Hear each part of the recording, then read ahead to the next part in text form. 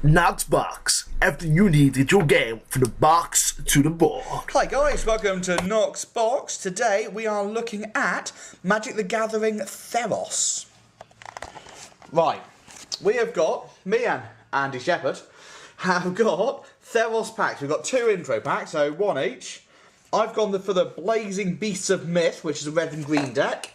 Andy has gone for Devotion to Darkness, which is blue and black. So we've got completely opposite decks. So I'm going to crack mine open straight away. And I've managed to get... What have I got? I've got Ember Swallow. It's a nice shiny. That's the guaranteed card you get in it, which is the elemental creature. And then I'm going to look at the rest of the cards. Can I just get you to hold this, Andy? Right, can you see what I'm doing? Good man. Right, we've got a range of red creatures. Satyr Rambler. Okay, so we've got low-level reds, low-level blues that go to green side that go together. Some slightly cooler-looking Minotaurs. So these are all very mythical creatures, which look, well, I love the way they look. It's right up my style. Then you've got the compulsory pile of lands, and it's exactly as you expect. Forest and mountains, as red and green. Some enchantments and some instant magic, cool. Some interesting multicolour cards. But it is quite red heavy actually for all of its spells, which is good because I like the red spells. Direct damage, something I like. But in it, you also get 2 booster packs and how to play. So, my booster pack, I have got advertising. Always good, everyone loves advertising. White Cavalry. Okay, so I don't know much about these yet. I have to have a good look through them. But I've got a couple of greens there, which I guess I might be able to use in my deck because it's green and red. There you go, another red, another green. Oh, I recognise those. I had a couple of them in the deck they've prepared for us. I've got a semi-rare, the Stone Shock Giant. Again, looks cool. Ah, I've got an artifact. I always like artifacts. There's an equipment. It's only 1 cost, so I'll probably put that in my deck. And for the rare... blue rare card, so I probably won't even bother with that. Don't like blue cards, but I've got it. Second pack, and this is everything you get in one of the $12.99 intro decks. Minotaur, I recognise him. I've got quite a lot of black and whites, haven't I? So I have to look at that. Ah, nice. This is what I want to see. I've got some rares. Well, a semi-rare. Nyla's Emissary, which is trample, and it helps every other enchanted creature. That's good. Gets +3/+3 and gets trample. That'll be very, very useful. And another artifact is the Defender Instructable. It's a golem. That'll go in my deck because I like artifacts. Fantastic. So we are now going to crack open Andy's and have a look at what's in there. Here we join Andy Shepherd with his Theros pack. And straight off, what have you got in the actual deck itself? Black and blue. On the black, we've got a nice Adherent Overlord. Yeah, Born Overlord. That's the red one that you're guaranteed to get. The gold one you're guaranteed to get. Few ones. So you've got, these are all black so far. You've got Harpies, Children of the Night. Your compulsory low levels. Looks like a lot of black in this deck. Absolutely, it's nearly all black so far, which is cool. I like black. So Disciple of Phalanx. So these are your mid ranges. Yeah. Let's see how those do in game. More Harpies. Okay. Oh, so you only got 2 blue monsters in the whole deck. Wow. So this black and blue deck is black with 2 Horizon Scholars. Nice. Yeah, good balance there. That's what I like to see.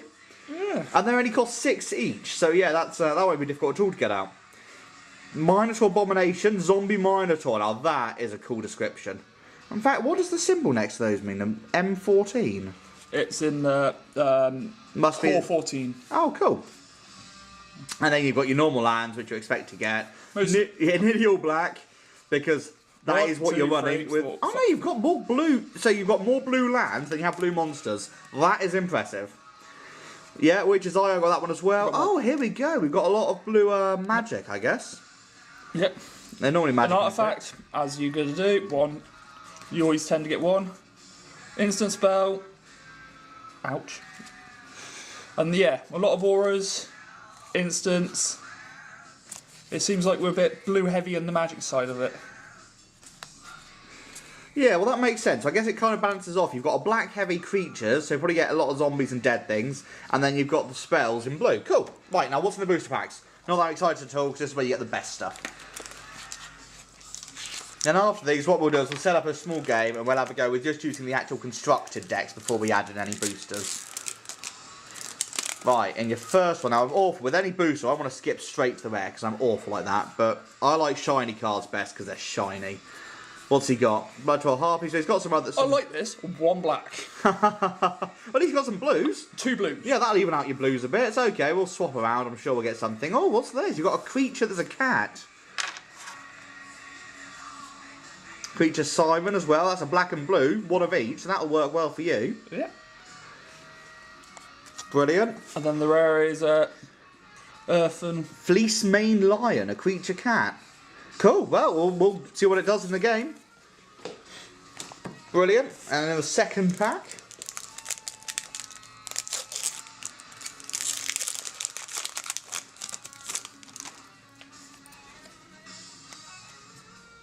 Right, low level white. I've got a low level black there, so that's something. More blue, so you're going to be able to round out your deck depending on which one you want to go head towards more. Another of those harpies. Oh, what's this? You've got a rescue from the underworld. So you have to sacrifice a creature as well to do it. But, oh wow, you returned that card and the sacrifice card to the battlefield under your control. That's awesome. That'll be very useful in the future. And then you've got a nice red rare, which I think might have to go to mine. Hammer of Perforos? A legendary enchantment item. That sounds cool.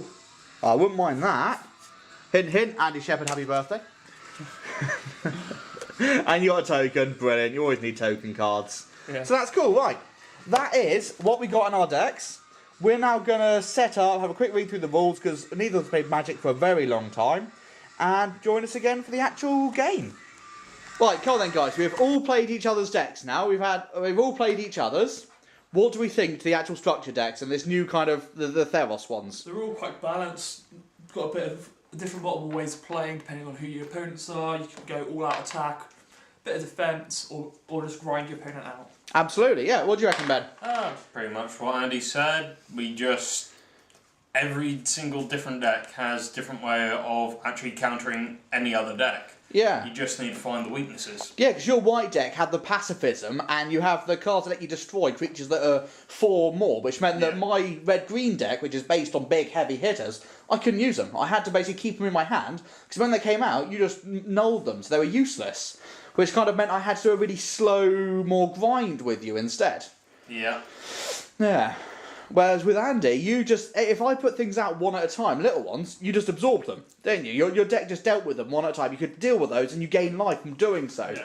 I had to just use big monstrous things. So I don't know, I think they're really quite well balanced together. I want to see you two go again. So does that sound good to you? You going to go again? Yeah. Fantastic, that's what I like to see. Right, torch change guys. So, quick addition to the end of our last tournament. We had a rematch between Andy and Ben. And it was kind of back and forth, back and forth, back and forth. And so Ben had a few bits, and then Andy just went, yeah, I've got an army. And somehow Andy managed to get out 7 flying 1/1 Harpy tokens with a whole load of other characters as well. And that was a pretty epic end, which I was impressed with. So Andy has now actually won. His deck does do something. If you get rid of all the blue stuff in it, it's actually quite good. Yeah, as a black deck. And Ben did some amazing trolling in that game, and did actually win the other 2 games. This is your 3rd one, isn't it? So it's pretty good. This was the best card, which Andy had to make me throw away. It was the one which could change it all. It was a forest. Yeah, it was a good game. So just thank you for joining us again, guys. Bye.